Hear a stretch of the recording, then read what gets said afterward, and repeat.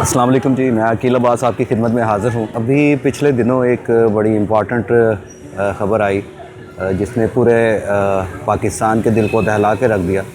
मौलाना तारक जमील, उनके बेटे की डेथ हुई और उसके बाद में एक बाज़ार गर्म हो गया ख़बरों का। हर बंदा जो है वो शुरू हो गया ये अंदाज़े तखमीने लगाने के लिए कि उनकी मौत कैसे हुई, ऐसे जैसे उस जगह के ऊपर मौलाना तारक जमील के बेटे के साथ में ये लोग मौजूद थे जो यूट्यूब चैनल्स के ऊपर बैठ के ऐसा आराइयाँ कर रहे हैं कि उन्होंने ख़ुदकुशी की। मैं इन यूट्यूबर से सिर्फ़ एक बात पूछना चाहता हूँ, क्या ये वहाँ पे मौजूद थे? क्या इन्होंने अपनी आँखों से देखा? ज़ना एक कबीरा गुनाह है और इस गुनाह की जो सज़ा इस्लाम में मुतय्यन है वो बड़ी सख्त सज़ा है। कोड़े लगाए जाते हैं, संसार किया जाता है, जान से जाना पड़ता है। लेकिन उसके लिए भी गवाह मौजूद होने चाहिए। ये बहतानबाजी करनी और इल्ज़ाम लगाने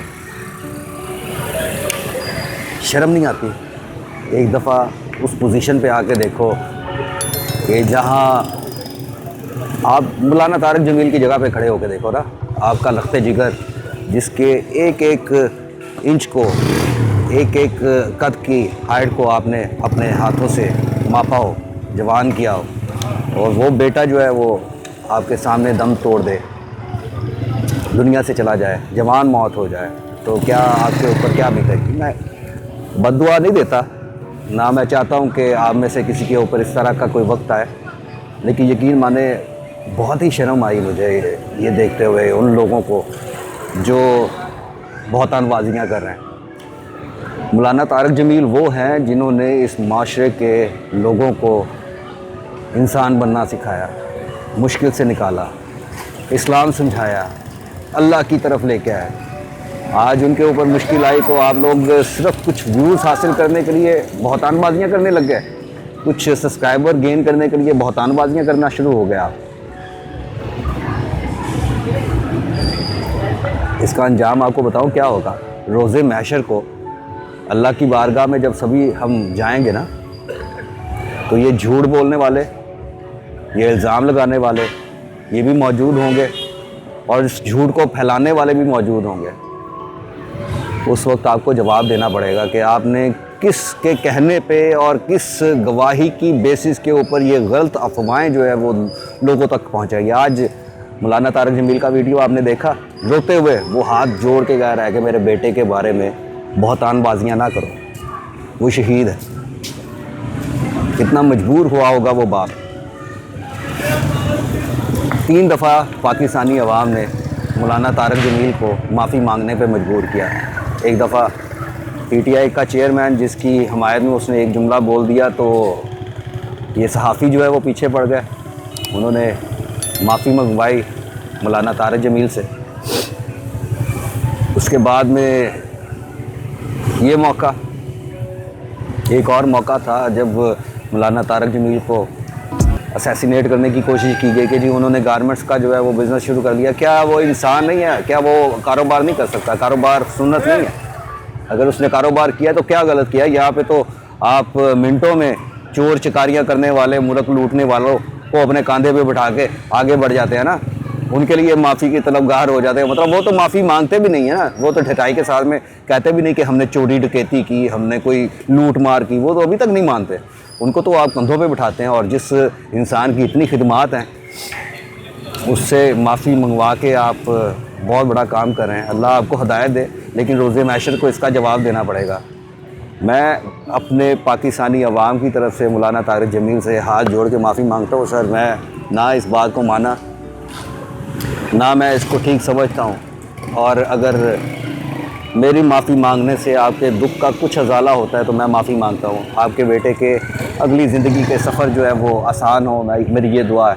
और बाकी रही बात, जो लोग ये जानना चाहते हैं कि वो हुआ क्या था, यार वो नौजवान बच्चा था जिम में एक्सरसाइज कर रहा था, ये चचा का बयान है उनका। मैं तो वहाँ पे मौजूद नहीं था, अल्लाह जाने, अल्लाह बेहतर जानते हैं कि असल हकीकत क्या है। जो कुछ पता लगा वो तो ये ही है कि एक्सरसाइज कर रहा था, गन पड़ी हुई थी, उसको चेक करना शुरू कर दिया, बुलेट उसके अंदर फंसा हुआ था, चचेला भाई साथ में था, उसने मना भी किया लेकिन वो नहीं माना। लेकिन चचेले भाई को शायबा था कि शायद ये खाली पिस्टल है, लेकिन उसमें से बुलेट जिस तरह मौत लिखी थी उनकी वो शहीद हो गए, हादसाती मौत जो है वो शहादत की तरफ लेके जाती है। इसलिए मौलाना तारिक जमील ने कहा कि मेरा बेटा शहीद है। तो मान जाओ ना यार, क्यों इस तरह की हरकतें करते हो जिससे तकलीफ़ हो उन लोगों को जो आपकी ज़िंदगियों में आसानी लाना चाहते हैं। अपने मोहसिनों को कब तक आप जलील करोगे? अगर आप भी इस मैसेज को समझते हैं कि ये आपके दिल की आवाज़ है और आप भी इसको हकीकत मानते हो, तो खामोश ना रहिए। इस वीडियो को अपने दोस्तों के साथ में शेयर कीजिए। जिस तरह अफवाहों के मैसेज को आपने फैला के मौलाना तारिक जमील को माफ़ी मांगने पे मजबूर किया और उनको मजबूर किया कि वो आपसे रिक्वेस्ट करें कि जी मेरे बेटे के ख़िलाफ़ जो है वो झूठी अफवाहें ना फैलाएं, तो अब आपका ये फ़र्ज़ बनता है कि इस वीडियो को ज़्यादा से ज़्यादा शेयर कीजिए।